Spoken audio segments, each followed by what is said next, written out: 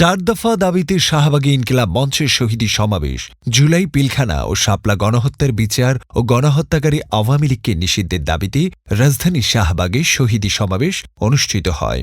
এই শহীদদের হত্যার বিচার করার পূর্ব পর্যন্ত এই অন্তর্বর্তীকালীন সরকার যদি অন্য কোনো কিছুর চিন্তা করে, তাহলে তারা তাদের সারা জীবনের এই রক্তের দায়বদ্ধতা কখনো এড়াতে পারবে না। শুক্রবার বিকেল ৩টার পর শাহবাগ জাতীয় জাদুঘরের সামনে ইনকিলাব মঞ্চের ব্যানারে এই সমাবেশ অনুষ্ঠিত হয়। ইনকিলাব মঞ্চ জানায়, এই ৪ দফা দাবিতে আগামী ১০০ দিনে দেশের ৬৪ জেলায় গণসংযোগ চালানো হবে।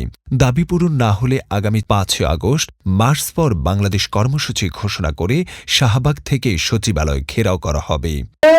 বিচার বিচার বিচার চাই, বিচার চাই, নিষিদ্ধ নিষিদ্ধ নিষিদ্ধ চাই, আমি নিষিদ্ধ চাই। সমাবেশে ইনকিলাব মঞ্চের মুখপাত্র শরীফ ওসমান হাদি সহ অন্যান্য নেতৃবৃন্দ উপস্থিত ছিলেন। আগামী ১০০ দিনের মধ্যে জুলাই গণহত্যার দৃশ্যমান বিচার শুরু করতে হবে এবং আওয়ামী লীগকে নির্বাহী আদেশে আদালতের রায় ও রাজনীতিক সমঝোতার মাধ্যমে সাংবিধানিকভাবে নিষিদ্ধ ঘোষণা করতে হবে।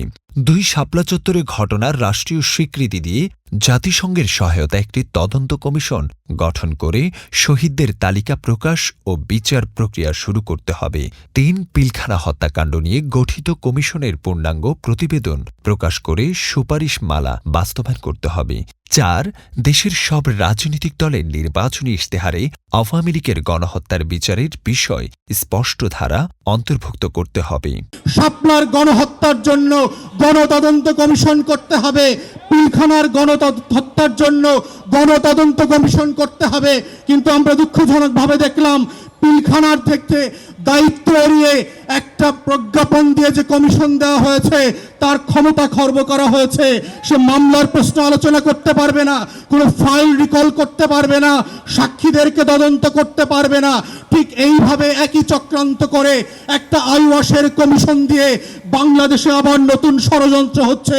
যারা ২০০৯ সালে আমার স্বাধীনতা সার্বভৌমত্বের 2টা ফোর্সকে এট এ টাইম ধ্বংস করে দিয়েছে, তাদেরকে বিচারিক আদালতের মাধ্যমে কমিশনের মাধ্যমে বাঁচিয়ে দেবার নতুন ব্লু কলার ক্রাইমের শুরু হয়েছে। এই কমিশনকে দায়িত্ব খর্ব করে যেটা করা হয়েছে সেটাকে আমরা প্রত্যাখ্যান করছি এবং আমরা বলছি নতুন করে প্রজ্ঞাপন দিয়ে তার টার্মস অফ রেফারেন্সকে রিভাইজ করতে হবে এবং গণতদন্ত কমিশনের ফর্মে নিয়ে আসতে হবে।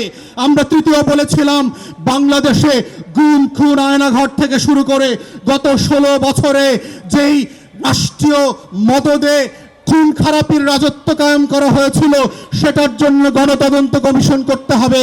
ঠিক একইভাবে দেখলাম একটা গুম কমিশন করা হয়েছে যার ক্ষমতা নাই, যাকে অযোগ্য লোক দেওয়া হয়েছে, পাবলিকলি সাফিসিয়েন্টলি ম্যান পাওয়ার দেওয়া হয় নাই। গণতদন্তের যে ফর্ম আমরা বলেছি, যে কাঠামো প্রস্তাব করেছিলাম সেই কাঠামো পর্যন্ত দেওয়া হয় নাই।